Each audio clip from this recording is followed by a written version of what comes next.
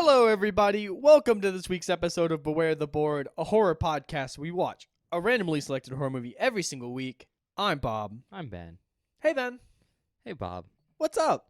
We're recording in the morning again. Not by choice. Well, by choice. Yeah, Kind of by choice. by choice. Thanksgiving's busy. Thanks. Yeah, that's the big thing is we're both busy. So if we sound a little tired on this episode, that's why. I'm fine, actually. I mean, that's fair. Like, I've been up since 2 o'clock this morning. I know, but I thought I'd mention it because, like, I'm having convention flashbacks. I mean, Convention prep flashbacks. no, those were far worse. Those recordings were hell. Well, this could be hell. It's not, but it could be. It could. I don't know what you mean by that, but okay. Anyways, do you have any news you want to share before we start? I don't think so. I don't think I have Okay. any horror news. Other news? No. Well, I have news. Okay, what do you have, Ben? I went to go see Thanksgiving yesterday. Oh, yeah. Which, if you listen to our Thanksgiving episode, which came out yesterday as well, you would have, I think, heard me mention I was probably going to go see that. Yeah. Which, I'm so sorry if you listened to our Thanksgiving episode. I mean, no need to apologize. That it movie hasn't sucks. been edited yet, but that movie sucks, and we Yeah. were both tired, because we also recorded that in the morning. But I was fine. I was tired. I know And you're just always tired. done with that movie. I've seen it so many times. Yeah, but I can't believe you've seen it that many times. It was Thanksgiving, by the way, guys. But I went to go see Thanksgiving, which is the new Eli Roth film. Mm-hmm. I'll just spoil this. We're recording this a week in advance. Not a week in advance, but like the weekend before. So Eli Roth's film Thanksgiving just came out on Thursday. Yeah, it's just came out. So it just came out. So I just watched it.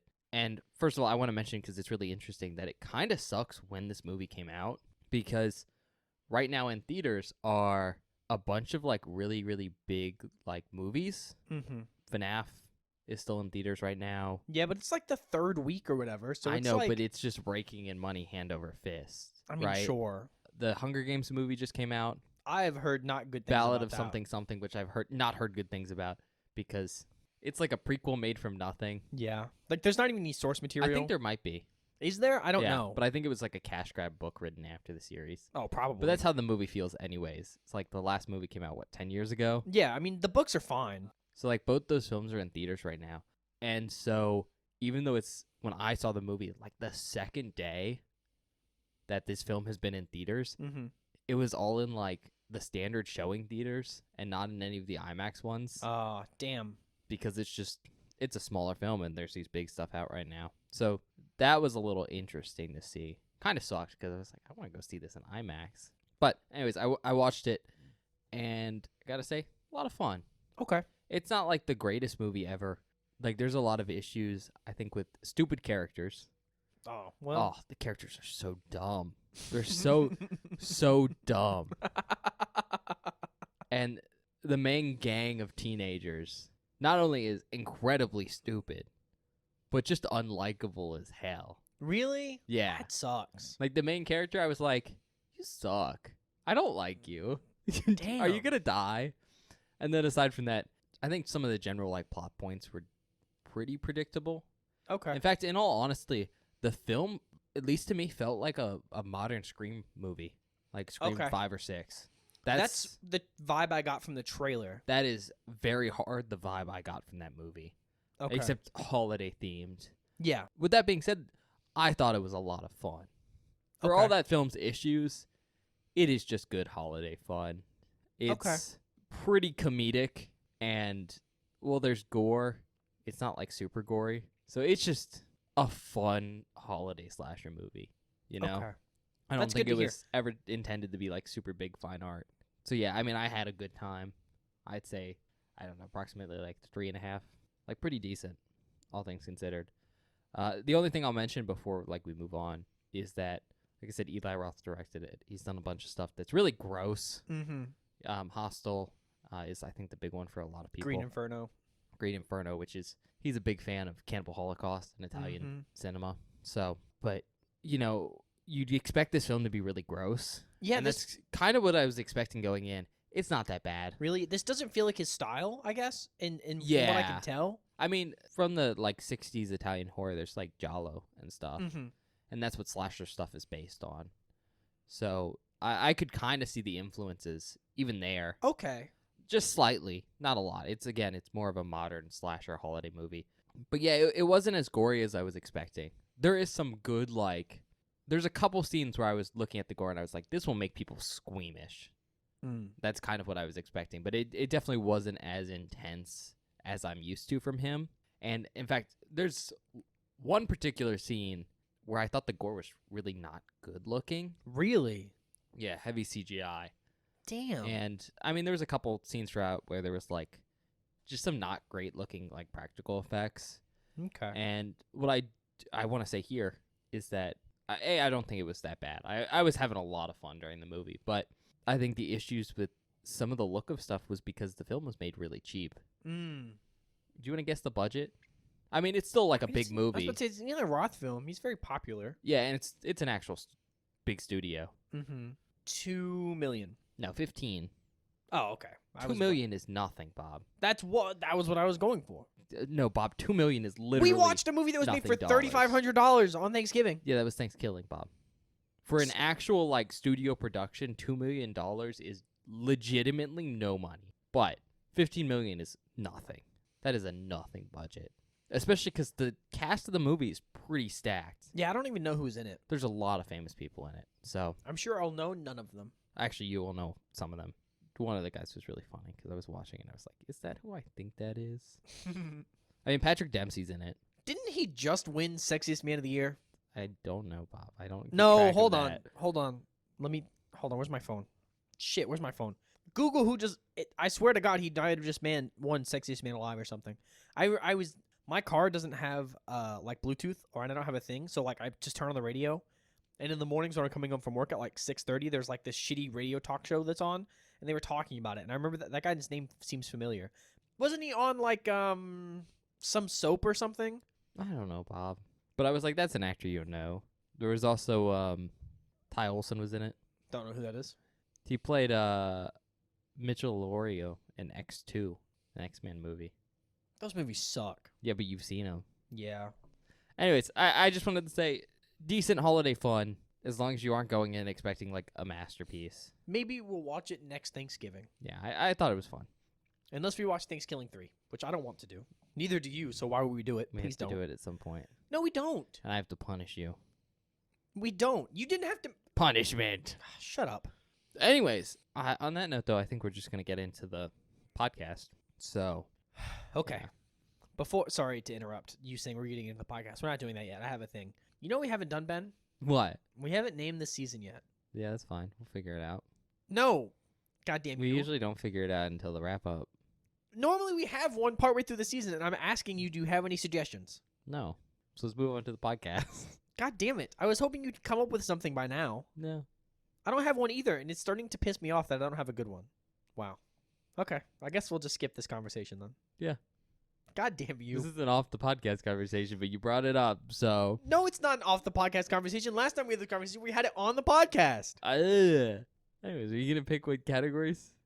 I've been thinking about it, but our categories are all over the place, so I don't know. But the thing is, 2 of them are like monster movie categories. Monster Slurpee. Monsters, you know. And one of them is like old film. So how do we combine those things? Expired Monster Slurpee. It's not awful. See, this is why I brought it up. Now you're giving me suggestions. It worked out.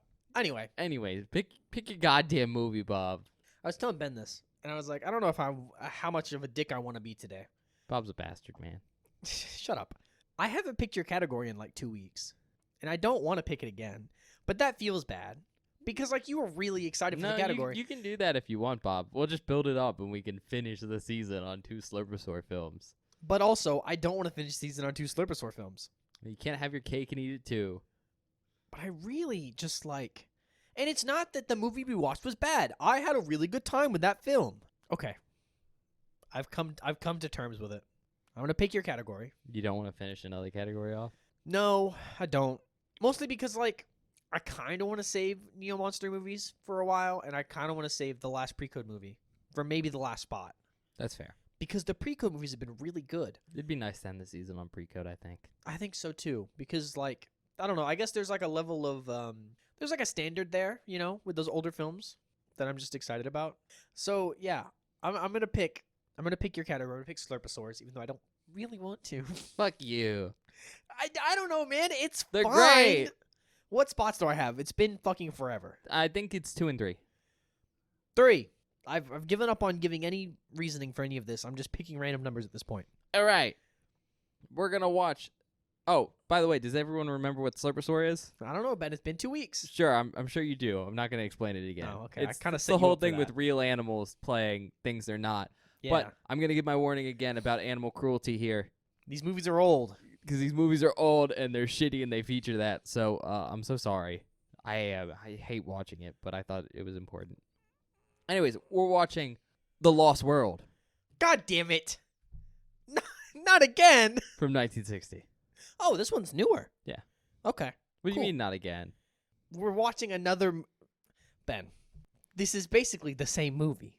No, it's not. Isn't this one about them, like, journeying to the center of the earth again? No. Well, kind of similar. I mean, so we actually, I think, brought this up because I was talking about Jules Verne Yeah. when he wrote Journey to the Center of the Earth. So he kind of inspired this idea of a hidden world where it's stuck in the past with Mhm. Journey to the Center of the Earth. However, this movie's not about journeying to the center of the Earth. There is, like, this hidden world where it's stuck in the past, That's more what I was getting at. but a very different, like, location. Okay. And we'll get into describing that in a second because I do have some stuff to talk about the book, but I'll get to it. Okay. I said 1960, right? Description. Look, a Slurpasuar. Jesus fucking Christ. I want you to keep in mind that description because it'll get funnier later. Okay. Length 1 hour and 37 minutes long. Normal size movie. Yeah. It's approved. I fucking love that shit. IMDb gave it a 5.5 out of 10. That's pretty good. There was no, like, tomato meter I could find Okay. for the film, so that's not applicable. And then the audience score was a whopping 21%. Oh my god. Oh god. Okay. You know we're going to have fun, though. I mean, I'm probably still gonna have fun, but is it going to be a good movie? I don't know. Maybe. Doesn't have any wins, but it does have a nomination. Oh, cool. Notable actors. Michael Rennie as Lord John Roxton. He played Cletu in The Day the Earth Stood Still in 1951. Jill St. John as Jennifer Holmes. She played Tiffany Case in Diamonds Are Forever. David Hedison as Ed Malone. He played Leiter in Live and Let Die. Claude Rains Oh my god, he's back. as Professor George Edward Challenger. God damn you. And we He's just in saw multiple him. categories this season. We just saw him as Dr. Jack Griffin in The Invisible Man, and I'm so glad we watched The Invisible Man first before this movie. Oh my god. Because now your basis for Claude Rains is The Invisible Man and not this Challenger. movie. Yeah. I do want to say right now, I think I saw this version a long time ago, so I don't remember it. Mm-hmm. But I will say Claude Rains is not a bad choice for Challenger. He doesn't really have the appearance, but actor-wise, I don't think it's bad. Okay. He definitely has that wild intensity, as proven by The Invisible Man. It's true. Maybe I get 'Cause to see his face this time. Instead Challenger's of just being invisible. Professor Challenger's a maniac. Okay. Fernando Lamas as Manuel Gomez. He played Paul Duchard in The Cheap Detective. Richard Hayden as Professor Summerlee. Played Max Detweiler and The Sound of Music. Ray Strickland as David Holmes. He played Jesse James in Young Jesse James. Jay Novello as Costa. They played Zaka in Harem Scarum. Vitina Marcus as Native Girl. She played the Gypsy Princess in Terrace Bulba. And then Ian Wolfe as Burden White. And he played Carter in Witness for the Prosecution. A lot of people in this movie. Never heard of any of them except for one. Movie's old, so That's know. not shocking from you. No, it's not shocking. But sometimes I know at least one. Sometimes. Sometimes. Director's Irwin Allen. He also directed Voyage to the Bottom of the Sea in 1961. The writers are Charles Bennett, who wrote Foreign Correspondent, and also Irwin Allen. He, very interestingly, has writing credits for 84 episodes of Lost in Space. He also wrote that. And 110 episodes of Voyage to the Bottom of the Sea, which is the TV spin-off of that other movie he directed. Okay. So the budget is estimated at $1.5 million at a box office of 2.5. So pretty decent. That's pretty decent, especially in 1960. Not a 2 times turnover, but all right for what is essentially a sci-fi adventure film. Mm-hmm. Classic sci-fi, so it's not like in space, but you get the point. Origin is United States, obviously, and it's also known as Sir Arthur Conan Doyle's The Lost World. That's the U.S. complete title. Tagline is 150 million years ago, or today, which, that's okay. It's fine. Don't be too excited, Bob. No, this one is a little baffling to me. Now, what I do want to mention here, though, is that the film is technically a remake because there is a 1925 adaptation of the novel. Holy shit. It's in black and white, but it's really, really famous for its heavy use of stop motion, which is really, really impressive in that film. That's cool. Why are we watching that? Oh, I guess no Slurpasuars. No Slurpasuars. That makes sense. Because this film was made in the 60s, and Slurpasuars are not only cheesier and cheaper, but they were kind of in at the time. So, okay. More so than stop motion. Maybe we'll go back and watch that. That'd be kind of cool. Yeah, if we ever watch early stop motion films, The Lost World will probably be on there because it's pretty famous for it. So will King Kong. So, Man, we were talking about watching Godzilla and King Kong off the podcast a while ago, and that is so cool. Getting into it, this is based on a book by Sir Arthur Conan Doyle, which is entitled the same name. So, The Lost World, and it came out in 1912. Can I be honest? I didn't know that's who wrote this. And when you said the title, I went, "Is he fucking with me?" Do you know who Sir Arthur Conan Doyle is? Yeah. What has he also written? Sherlock Holmes. Yeah. Yeah, that's why I was like, hold on, he wrote this? That's crazy. Yeah, he's The Lost World is a part of his Challenger series. So there's a couple books that they feature characters from this story. Mm-hmm. And the Poison Belt's one of them. The Poison Belt? Yeah. What the fuck is that? Basically, Earth ends up in a poisonous part of space. Oh, whoa. Yeah. They're a lot of fun, but this is definitely the most famous of those works. And honestly, I love The Lost World.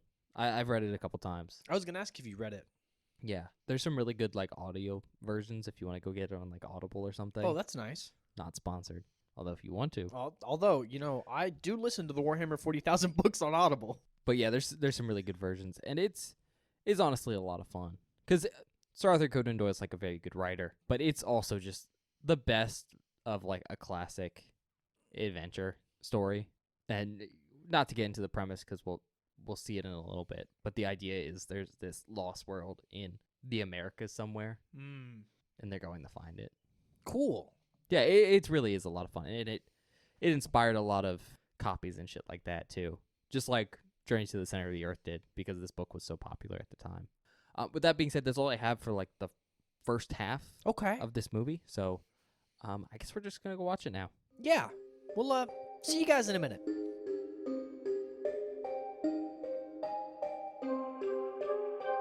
Hi, everybody. Welcome back. We just finished watching The Lost World. Yeah. Yep. Bob, did you enjoy yourself? I don't want to be mean and start out the episode being mean. This isn't starting the episode. Well, I don't want to start this post movie thing off with souring the mind of our audience. It's fine. I didn't have a good time. But I did not have a good time. Yeah. It's fine. It's not a horrific movie. No. But it's not very entertaining. Yep. And that is my problem. And I don't really know how else to put it without sounding mean. Before we get into it, warning, this movie is an hour and a half long. It took 10 years off my life. It wasn't that bad. It's so fucking boring, Ben. It wasn't super interesting, though. It's so boring. All right. I guess I'm going to describe this, and then we can get into some stuff. Yeah. I'm not sure how much you have to say. Well, I was going to say, I don't have a ton to say, but I feel like you're going to have a ton of really good insight because during the movie, you kept going, this is wildly different from the book. Yeah, it is. Which is interesting. I'm very interested in that aspect of this film. All right, so pretty simple description here. And the setup is somewhat similar to the book if you're familiar with that. But basically, Professor Challenger is organizing a expedition to the Amazon to go look for the Lost World. And he organizes it for him Edward Malone, Lord John Roxton, and Professor Summerlee. And then they head into the Amazon. And when they get there, they're joined by 2 guides, Gomez and Costa. And 2 other people just happen to show up. David, who has like 4 lines. Yep. And Jennifer. Yep. Who's the love interest for both John Roxton and Malone in this. Yeah. She's just a little odd. Ben, you're forgetting the most important character in this and entire film. Jennifer brings her poodle, Frosty. Yep. Frosty the fucking poodle. Which every time I heard that name, I couldn't help but think about Wendy's. But especially because Jennifer's a redhead. That's very funny. But yeah, then they go to the plateau, where the Lost World is, and they fly there in a helicopter, which is humongous. Oh, it's gargantuan. It's a giant-ass helicopter. It's a double-decker helicopter. It's ridiculous. But they fly there, and inevitably the helicopter gets smashed. And so it's like, how do we get off the plateau? Yep. But yeah, I don't know. It's kind of like a nothing movie. Yeah. I just didn't find it very interesting, and a lot of the humor didn't hit. No, it just isn't compelling in any way. In fact, I think the most interesting scenes are the Slurpasuar scenes because they're the most action-packed. But I will say right now, there is, in particular, one scene that's very uncomfortable. Oh, it's horrific, It's very intense for, some animal cruelty. Yep. So, heavy warning there, guys. If you're not okay with that, I would not recommend this film. No, yeah, I was stunned that I witnessed it on screen. Because I think I was trying to tell Bob it was going to happen right beforehand, and he went, nah. Yeah. And then it actually happened, and you were kind of shocked, I think is the right word for it. Yeah, I just Horrified. didn't expect it. I thought I was like, please cut away from this. You're like, why is it still going? Yeah. I guess, is there anything particular you want to start with? Yes. I have one massive complaint. One gargantuan complaint, and you mentioned it. And I'm only bringing this up because we already watched Journey to the Center of the Earth. Why the fuck is this dog in this movie? I don't know. The dog serves no purpose. They included it from the perspective of, I think, cute animal companion thing. It just doesn't work. It doesn't do anything. Because I'm pretty sure this movie's made for families. I guess. And that's fine. But the dog is not featured in any of the movie. No. Screen time wise, it maybe has 5 minutes. Because most of the film is just in a wicker basket. A wicker basket they carry around. Because it would be too annoying to have this dog there. Yeah. It serves no purpose. I don't know why they wrote it in. I guess I'm mostly complaining because the duck in Journey to the Center of the Earth was one of the best parts of the film. Yeah, I think it's one of those things of there's certain genre conventions, I think, for a movie from this time period, for a family kind of adventure film like this, of you have your crew of likable characters, you have your animal sidekick, you have your love interest. And this film really went out of its way to fill that. That's why there's such a big cast of people, and that's why Frosty's there. But I think you saying why Frosty is there really leads into that big conversation of so many of these characters are just nothing. Oh, they don't need to be there. I don't care. Yep. Most of the characters only have a couple lines because there's so many of them. Mm-hmm. And I think that honestly was probably the biggest issue with this movie is the sets in this film. Oh, they're cool. They're pretty fucking cool. rad. They're very 60s. But they're pretty. And the Slurpasuars, they're decently done. There's a big issue, and we'll get to that in a minute. But really, I think the big thing holding this back is not the content of the film, but it's just the fact that the characters are so nothing that anything they do is just boring. I don't care. I don't care. I don't care. I'm not invested in any way. I think that was, the main issue, honestly. Yeah. There's a particular, I don't know if it's in the outtakes or not. I don't know if we clipped it, but there's a particular moment near the end where there's a wide shot with everyone on screen. There are so many motherfuckers in this film. Yeah, I don't think we clipped it, but their party of people is 8. Yeah. It's just too many. It's too many. It's too many. And it just comes down to the fact that we don't spend enough time with any of the individual characters to give a shit. Yeah. We're so spread thin trying to give at least everyone a couple lines here and there or some screen time or give them purpose that the direction we do get with anyone isn't enough to care. Yeah. So when people get hurt or there's supposed to be these intense moments of oh no, it's at what point something happened, I went, that's stupid. Yeah, and I guess there's 9 people in the party. I get another one. Mm-hmm. But yeah, it's just I think there's too many character things that have been put in there. Yeah. And it just ruins it. Not to say you can't have a movie with like a large cast of characters like that, but this one just doesn't pull it off. Very much to the detriment of the film. And to be honest, I think that's such a big thing that I don't really have much more to say about the film itself. Well, another thing is like within like because it's like the root cause of everything. Sci-fi action adventure film, you have to have likable characters for it to work because that's like the heart of the film. This film feels heartless. Yeah. Like it feels soulless. Like there's nothing here. I will say I did like Claude Rains as Challenger. See, he was fun the times we got to see him. I think that was more because you know about Challenger from the book, so you have like a basis. I don't know. Challenger is much more of a maniac than this version. Really? But it was more just like we got more character out of Claude Rains than anyone else. That's fair. We did. And I thought that was at least kind of nice. Yeah. Plus, it's nice to see him on screen. Yeah. That's funny. Okay. I guess are you okay if I just go over my notes now? Yeah, sure. I think that was the big discussion point there. It's just the characters. Yeah, there's one thing that I want to talk about, but I'm sure we'll get to it eventually. Okay.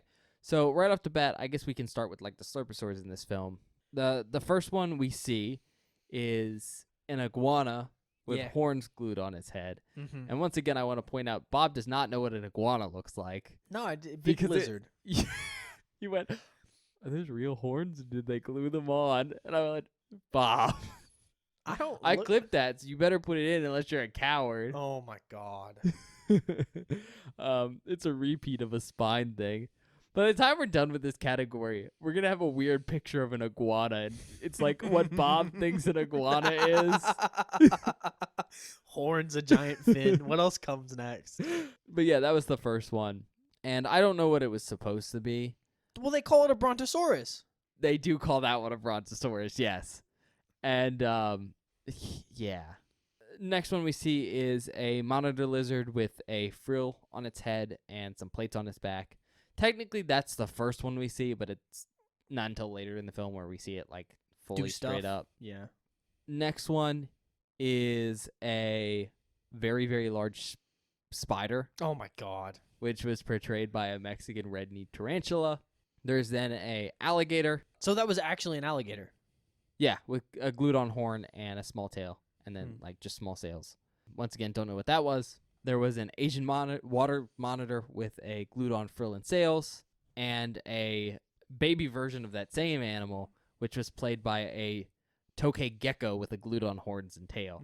And assumedly, those were both the same animal because it was, like, the big one, and then in the cave the big one was in. Yeah. There was eggs. That was a T-Rex. That was supposed to be a T-Rex. And this is really where I have to get into the issue with this movie is, look, I think the Slurpasuars in this film were pretty decent. They're not bad. There is a very, very big instance of animal cruelty again. There's an animal fight. That's all I'm going to say. Yeah. Because I really don't want to talk about it. It's really uncomfortable to watch nowadays because it's brutal, and it goes on for way too long. It's a solid, like, 2 or 3 minutes. Yeah. It's just bad. But, again, I don't have a problem with the actual idea of Slurpasuars themselves in general. But this film, and the reason I chose this film, because I didn't expect this film to be so bad. I'm going to be honest. I watching it, I was like, oh, I haven't seen this version before. But the reason I chose this one and why it's so famous is because it really does push the concept of Slurpasuar so far. Because as an audience, like, I'm willing to suspend my disbelief and look at these, like, lizards with frills on them and go, it's a dinosaur, whatever. I don't care. But when they purposely point at, like, an iguana with 2 horns on its head and go, look, a brontosaurus. That's when I'm like, no. Now, if you just said dinosaur, whatever, I could buy it.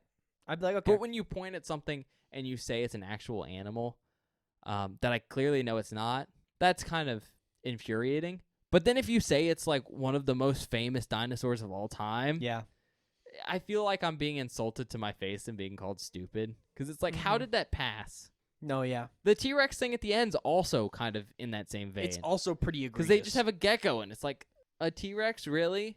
I feel like you didn't know dinosaur names, and you just said... What's a dinosaur? This thing? Okay. And that'd be fine if this was written, like, in the 1930s, but... It's from 1960. This is from 1960. People were into dinosaurs then. So I just wanted to bring that up, because that's really why I chose this film. And also, it has a surprising amount of Slurpasuars. Yeah. Not insane, but it's definitely in there. And I know I said I wasn't going to say much about it. I think that fight sequence between the monitor lizard and the alligator might be an homage to another famous Slurpasuar film. Oh, really? Yeah. It's kind of cool. So maybe. And then the last thing I want to mention here is that Irwin Allen, the director and co-writer, would go on to use stock footage from this episode for multiple of his TV series. Wow. Most notably Land of Giants, Lost in Space, The Time Tunnel, and Voyage to the Bottom of the Sea. And in 1966, Irwin Allen even tried to sell the rights to this movie as a TV series. But that didn't work out. Can't imagine why. Okay. Okay. Do you want to mention anything?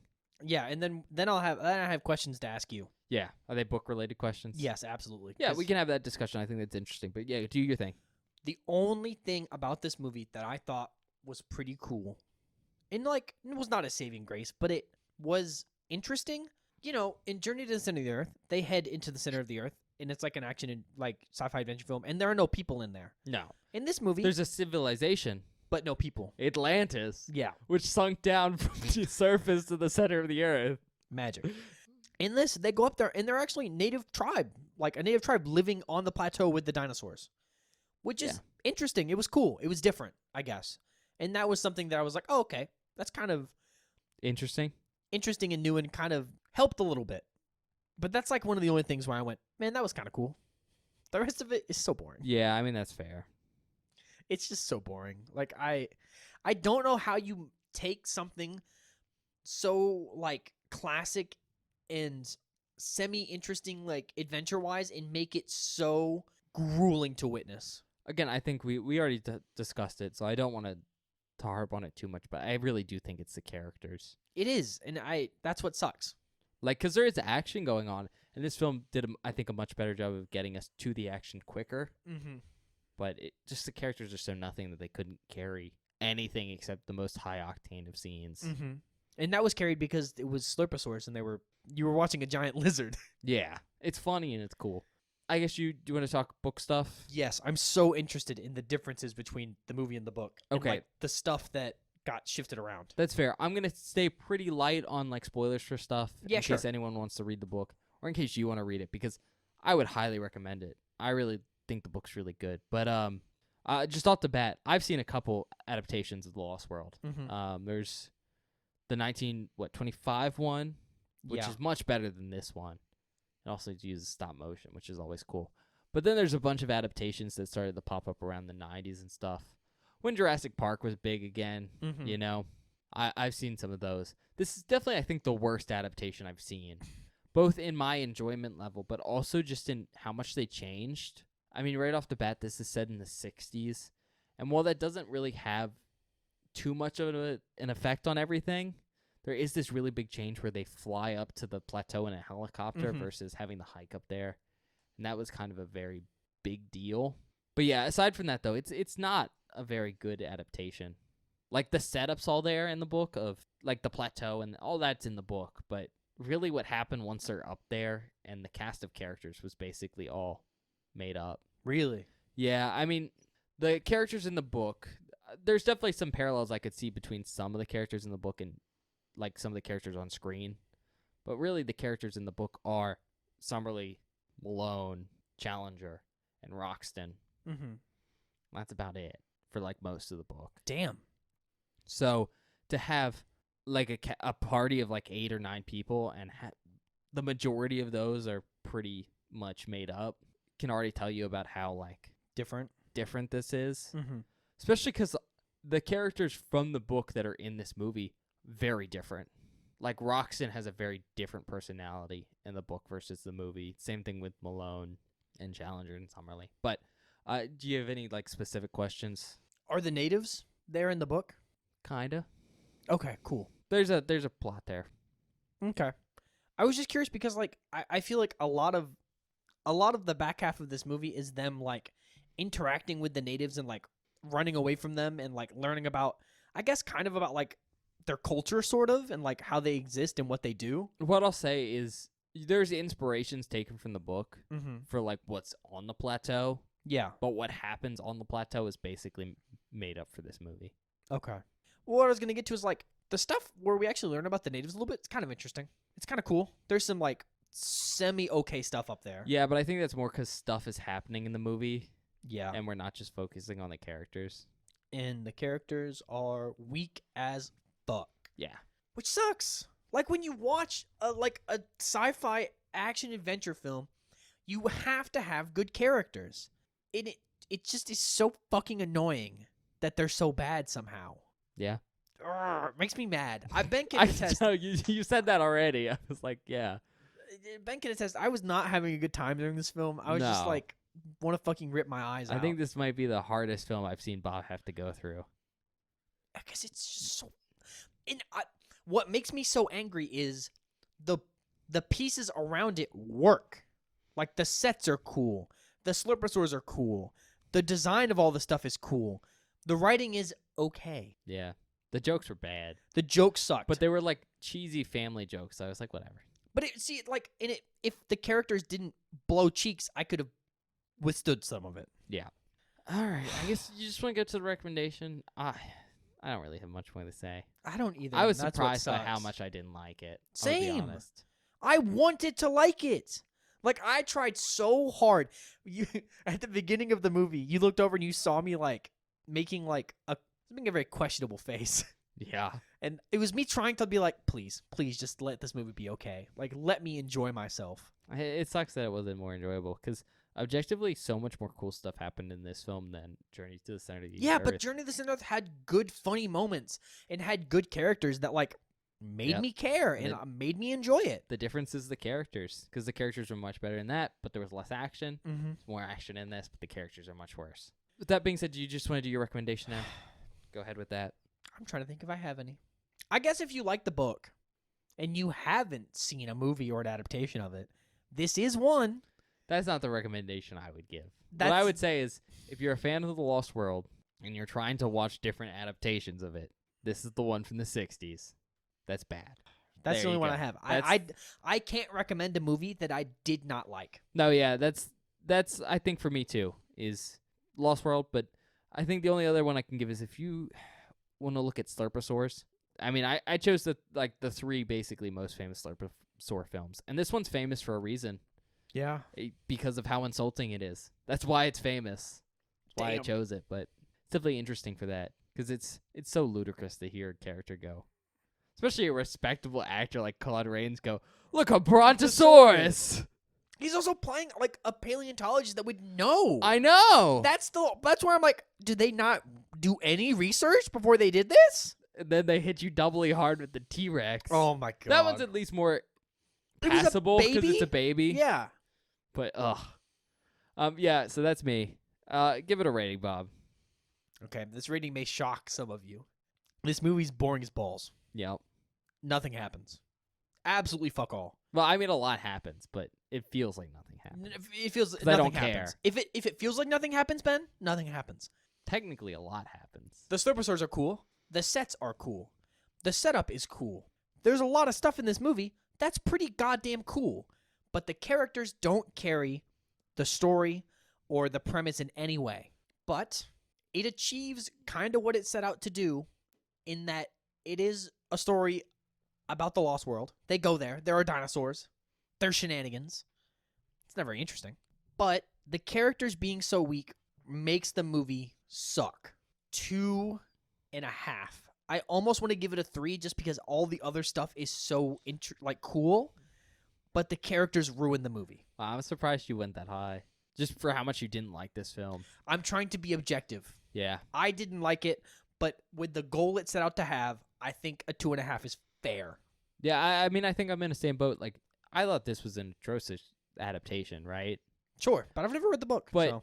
I mean, the setup and stuff was still there. It was just Mhm. the specifics. And I guess that's whatever. And like Bob said, a lot of the stuff in the movie is okay. The setting, the Slurpasaurs are cheesy as hell. But if you want to see those, they're in here in a good amount. Mhm. There's actually, like, some cool sequences and ideas. But, yeah, the characters basically make everything hard to watch. Because they're just... there's no heart. It And feels so soulless, man. I mean, that by itself is basically going to make me take away a point. So I'm going to give it a 2. Fair enough. You know? Because, like, it's not a great adaptation, but I don't think it was ever trying to be, like, close. Sure. It was just trying to be like, oh, we're going to go to this plateau and then have dinosaur adventures. And it does that. It's so uninteresting because of, I think, how the characters are written. Yeah. So. Man, this one, I should not have chosen this category. This one took the fucking wind out of my sails for the season. I don't know, because the last one could be good. If we had gotten this on the last episode, I would have lost my mind. No, I meant the last Slurpasuar film could be No, good. I know, but I'm saying if I had chosen not or to if do we this. started with this one. Oh, I think my this is God. a good place to have gotten this one. Well, because we know what a good film looks like. Because we in know this what category. a good Slurpasuar film can look like. Yeah. Yeah. But it was interesting to see kind of the darker side of it, though, in this one. It was definitely a lot more evident. On that note, though, I guess we'll go to the outtakes. Yeah. Yeah. I think most of the outtakes are me just bitching, but we'll see you guys in a minute.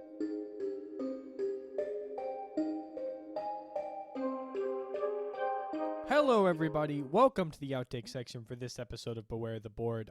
I hope you're enjoying our review of The Lost World so far. I don't like this movie. I think it's boring as shit.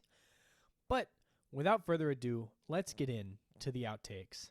This first clip is Ben and I's realization that the helicopter they're using to get to the plateau is just ridiculously large. That's a big-ass helicopter. Oh, I just realized that. I thought they were in an airplane. That's a fucking helicopter. No, it's a massive helicopter. That's a gigantic helicopter. Especially for the 60s? Oh, yeah. What the fuck? This next clip is us being impressed by how technically awesome the sets are, and also realizing something special about the helicopter. Okay, I don't know what the hell this is, but this looks really cool. Those are supposed to be like ancient trees. I know. I don't know how the hell. It looks cool. It was. Those were painted, I think, foreground. Yeah, so that's a painted foreground, and then they have a live-action background they've spliced in. Whoa. Yeah, that's cool. It looks nice. I mean, that's going to be cool about this film is it's technically going to be impressive. You know what I mean? Yeah. What? It's a double-decker? What the fuck? It's bigger than we expected. This next clip is our realization that this film is completely and totally scientifically inaccurate. That was supposed to be a brontosaurus? That was a bad brontosaurus. Remember my description? Yeah.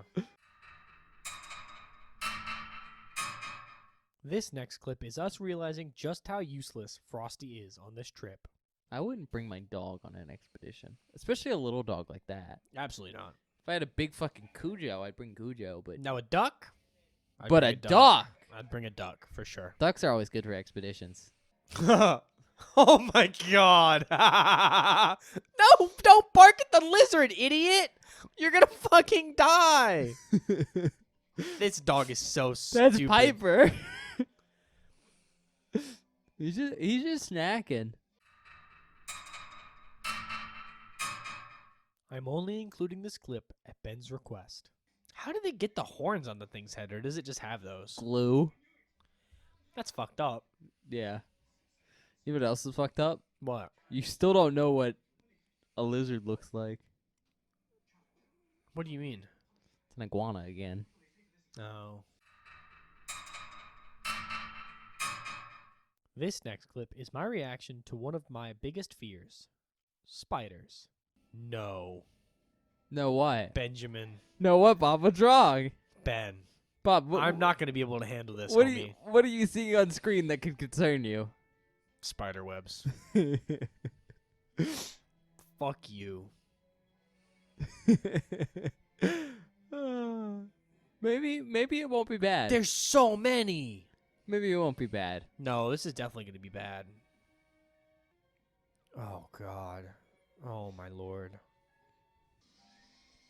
Oh, what the fuck? That's awful.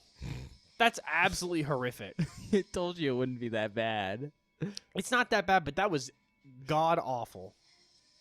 They're just reversing the footage. Is he going to shoot it? That was awful. Oh, my God. This next clip is our reaction to the biggest point of animal cruelty in this entire film. We made it partially into the film without animal. Nothing bad has happened yet. Oh my god. No way they're just showing this? Yeah. That's fucked up. It's brutal.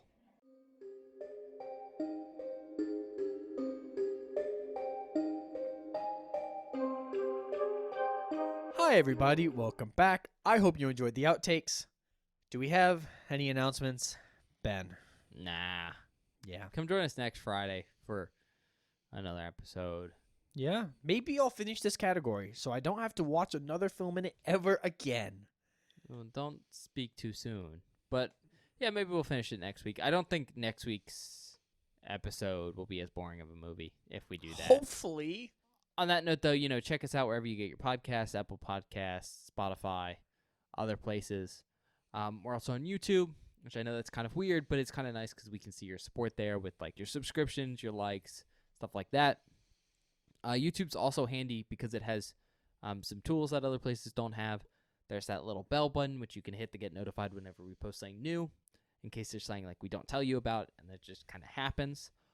There's also a search button there, so you can search for like what movies we've reviewed instead of having to scroll through a giant list of like 100 episodes now. 100 plus. We're over 100 by now, right? Yeah.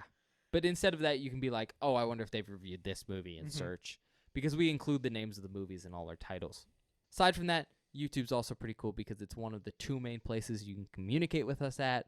You can do that in the comment section of a specific video if you have something you want to talk about it with us there. Or you can go over to Twitter at BewareTheBoard and go talk to Bob. Maybe teach him about how to identify dinosaurs.